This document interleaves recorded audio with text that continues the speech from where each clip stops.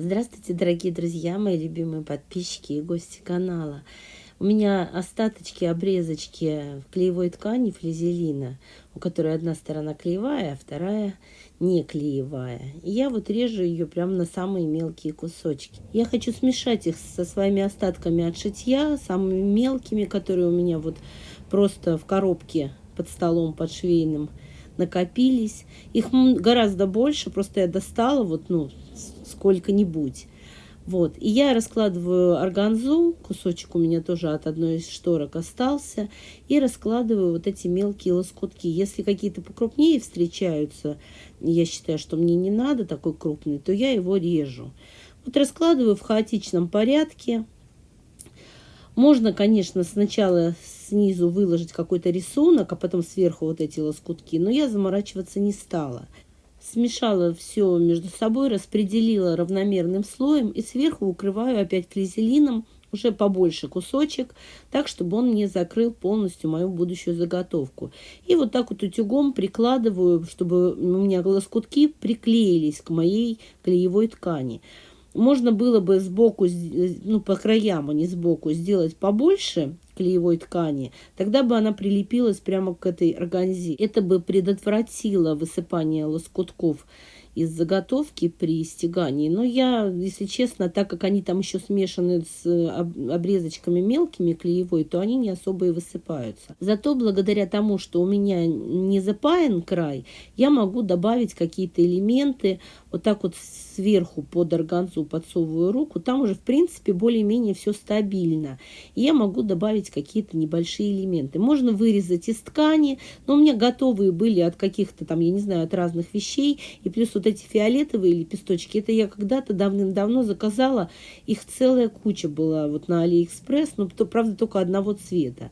Ну и вот сверху на органзу укладываю хлопковую ткань, чтобы она у меня не сплавилась, и утюгом все проглаживаю. Уже после этого у меня можно все это переносить, складывать, потому что все уже достаточно хорошо между собой слепилось. Но я хочу положить еще вот из бязи у меня прямоугольник выкроен.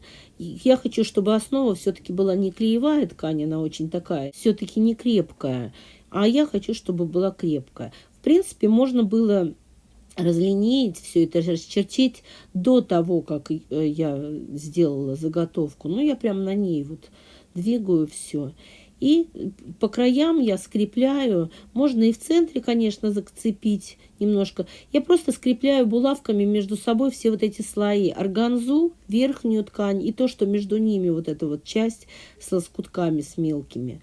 Просто чтобы они между собой как-то более крепко держались, чтобы не смещались относительно друг друга. Эта техника, если кто не знает, называется пицца. И я ее буду стягать теперь, эту заготовку между собой. Но стягать я тоже буду по-особенному. Я в последнее время очень полюбила этот способ, когда на шпульку наматывается вязальная нитка, но она гораздо толще швейной, но при этом тоненькая вязальная. Наматываю обычным порядком, просто отмотала от клубка побольше, ну и придерживаю рукой, когда наматываю на шпульку. Вкладываю шпульный колпачок. Шпульный колпачок у меня отдельный для этих экспериментов. Я в каждом видео об этом говорю, когда вот такие вещи использую. Вот этот вот винтик, который вот здесь, который регулирует натяжение нижней нити, он у меня ослаблен для того, чтобы нитка толстенькая туда нормально вошла и с ней нормально можно было шить. А потом обычным порядком, так же как всегда, вкладываю нижнюю нитку вниз в челнок, то есть шпульный колпачок с нижней ниткой, поддергиваю и вытаскиваю ее наверх.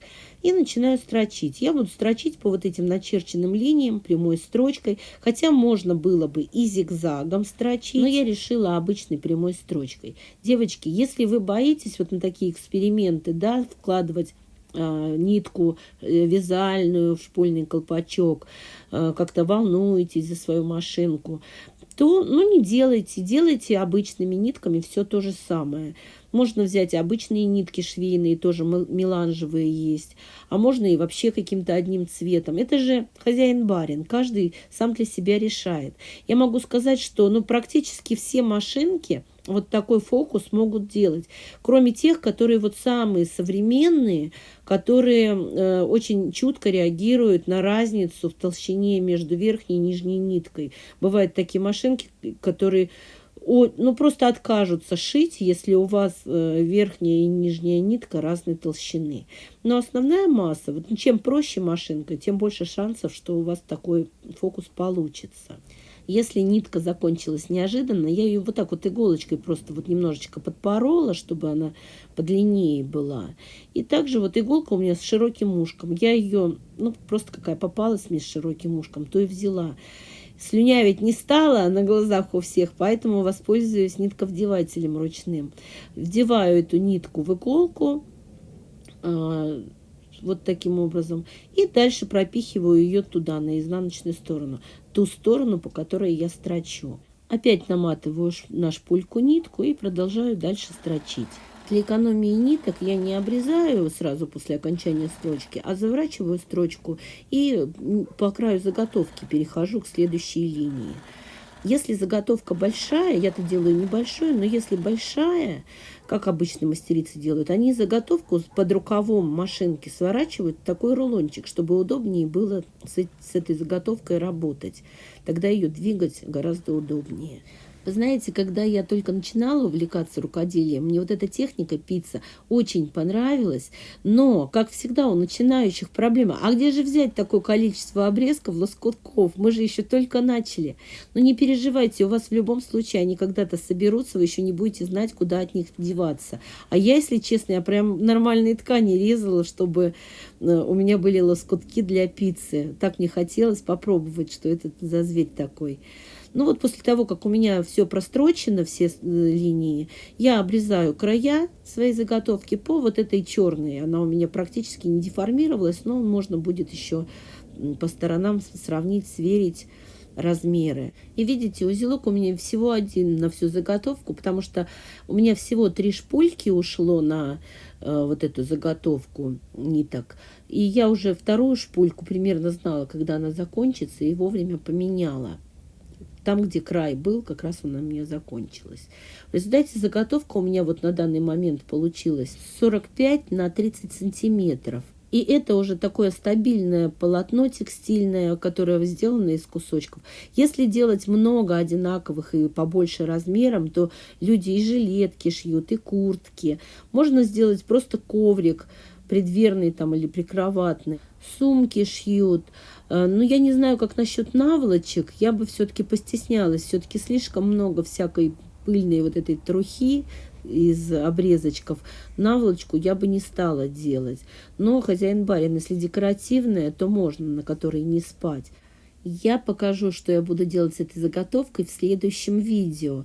Поэтому, если вам интересно, подписывайтесь на мой канал. Конечно же, не забывайте ставить лайк. Пишите ваши комментарии, я всегда с удовольствием на них отвечаю. И большое спасибо всем, кто досмотрел до конца.